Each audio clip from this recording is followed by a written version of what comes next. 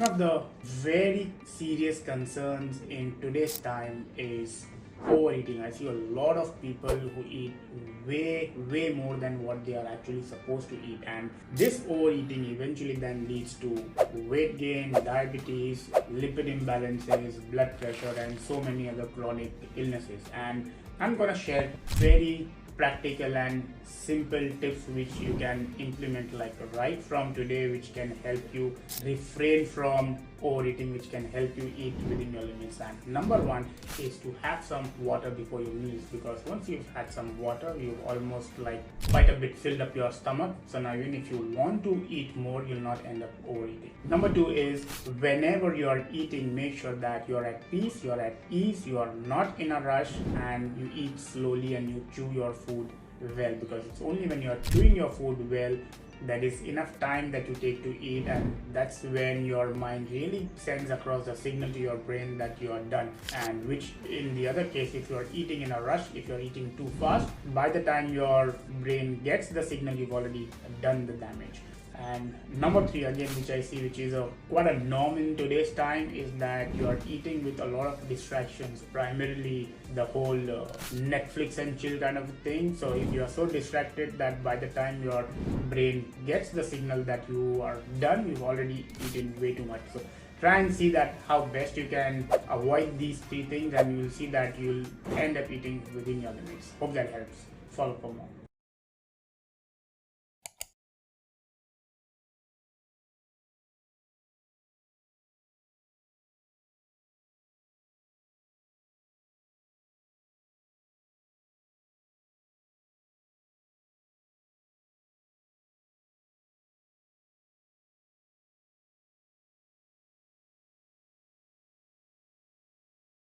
If you are someone who's struggling to pack on some muscles, here's a few checklists that you should keep in mind. Number one, I'm sure that you are strength training regularly, but while you are doing that, you need to ensure that in order to build muscles, you have to progressively over time start lifting heavier weights than what you are currently doing. Number two, in order to support that kind of a training session, you need to make sure that you are having a good pre-workout meal and an overall diet that really helps you train optimally when you are in the gym. Number three, now that you're lifting heavier, it's very important that you feed yourself with your bare minimum protein requirements, because that's what is gonna feed your muscles to grow your muscles. Number four, I see a lot of people make this mistake that they do not really rest and recover well. Make sure that you're resting and recovering well, because that's the time when your muscles are actually growing. And fifth, most important point, again, which I see people give in and throw in because they feel that itne din se kar rahe kuch ho raha nahi hai. Remember that building muscles is a very slow process. It takes time. So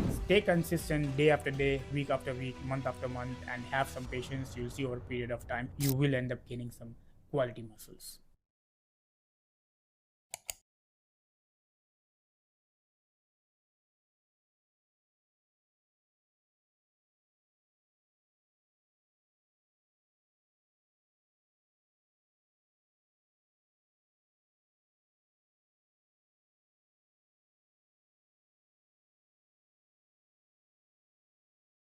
So we were just in the middle of this content creation. We were just about to start a series, and the guy behind the camera, he just asked me, "Why is it okay to eat chicken every day?" And I thought, let me just make a content on this and let me address this to everyone. It is absolutely okay to eat chicken every day, but having said that, I would always recommend that even with respect to your protein sources, it's best that you eat your proteins from a different sources of protein, a wide variety of protein-rich foods. And over and above that, it's not just about that. You also have to ensure that you're hydrating yourself well, you're training well, you're ensuring that you don't really smoke much and don't drink a lot of alcohol, and most importantly, making sure that you're eating a wide variety of fruits and vegetables daily in your diet. So it's not just about like one food, it's not just about chicken alone. What really matters is that what you do in totality, that's what really matters.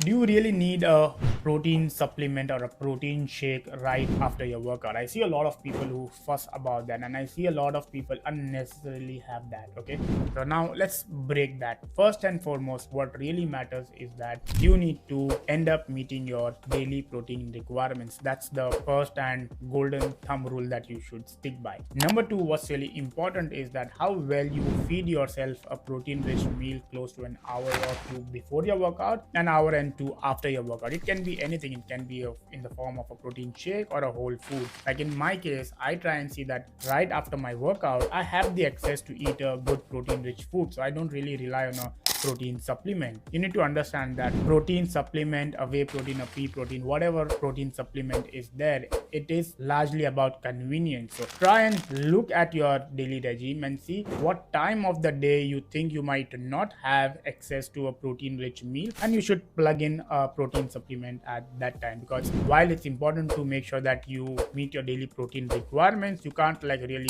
dump in all your protein requirement at one go, right? It's highly advisable that you split and equally balance your protein meals across the day. So again, in a nutshell, do you really need a protein supplement right after your workout? No. But is it a good way to add on some supplements in your regime? Yes. Just make sure that you have it at the time where you really need to add that, instead of just blindly adding it right after your workout.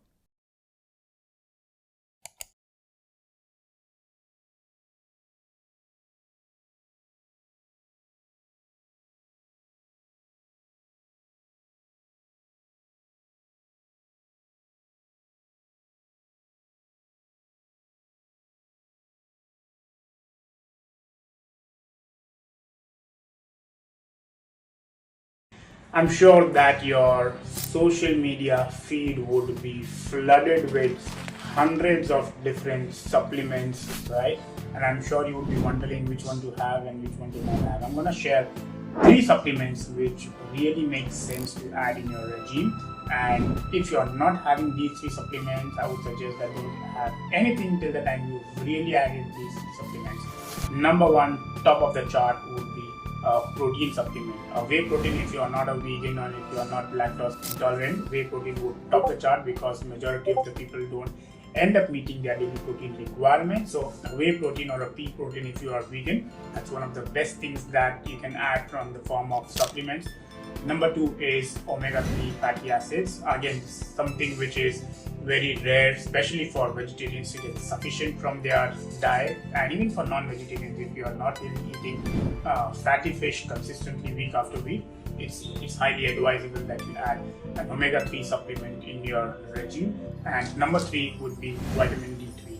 Again, something which is very rare that somebody will end up eating sufficient amount of vitamin D3 through their food, and it's very rare that I see people who really expose a good amount of their skin in sunlight. So if that's one thing which I would very highly recommend to add to your regime. So just to recap, a good protein supplement, omega-3 and vitamin D3. Top three picks if you would add something or if you want to start your supplement regime, these would be my top three picks.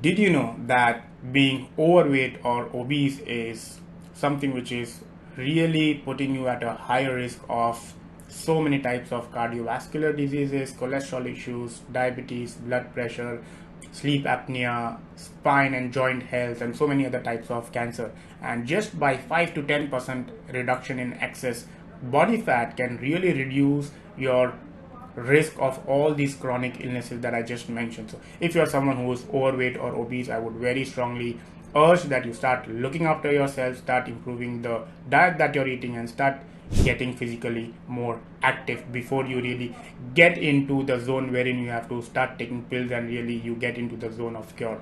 Remember guys, prevention is always gonna be better than cure.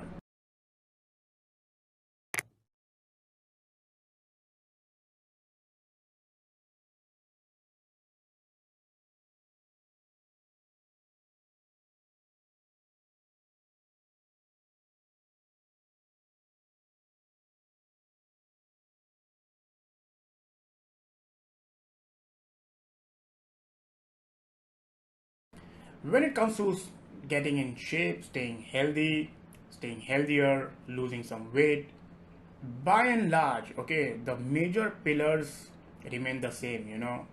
You need to exercise, you need to eat right, you need to sleep well, you need to hydrate well, right? Your micronutrient requirements by and large is going to be the same.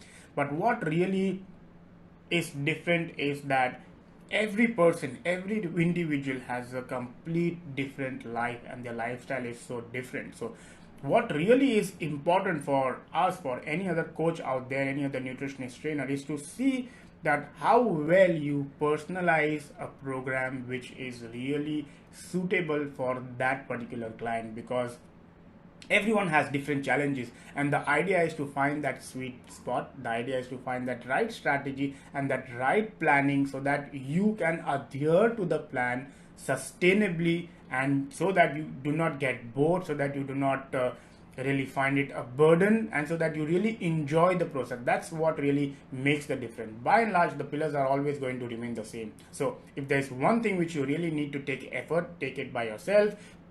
Look, introspect into your whole lifestyle, take the help of some coach, but the idea is to find that perfect strategy, or the best suitable strategy that suits you.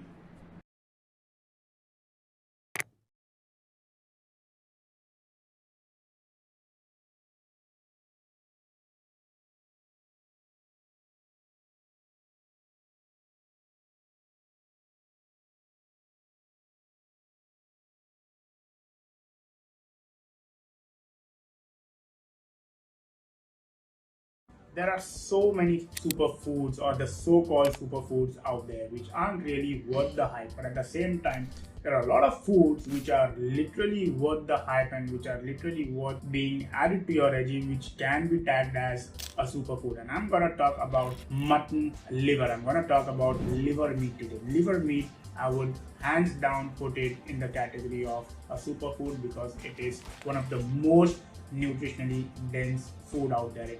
It has crazy amounts of protein. It is, I think, close to about 24 odd grams of proteins per 100 grams.